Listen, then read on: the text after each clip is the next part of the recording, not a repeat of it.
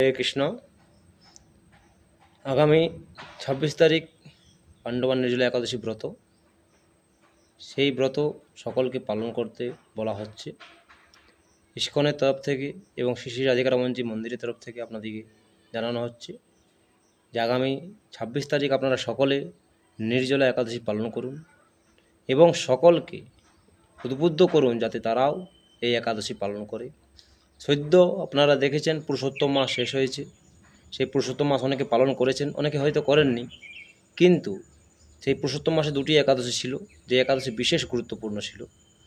সেই একাদশী যে গুরুত্বপূর্ণ ছিল, সেই রকম এই পাণ্ডবা নির্জলা একাদশী খুবই গুরুত্বপূর্ণ। আপনারা এই একাদশীতে নির্জলা থেকে এই ব্রত পালন করুন, কারণ মাধব তিথি যদি পালন না করা হয় এবং আপনারা যদি অন্য কিছু পালন করেন তো কোনো লাভ আপনাদের জীবনে হবে না। আর আপনাদের জীবনকে সফল করে তুলতে আপনারা এই মাধব তিথি অবশ্যই পালন করুন এবং অপরকেও উদ্বুদ্ধ করুন। আমরা দেখেছি এই দিনে অনেকে জলদান করে, জলদান এই দিনে পুরোপুরি নিষিদ্ধ। আমাদেরকে বলা হয়েছে বা শাস্ত্রে বলা হয়েছে যে নির্জলা একাদশীর দিনে নির্জলা থাকতে, নির্জলা মানে জল পর্যন্ত খাওয়া যাবে না।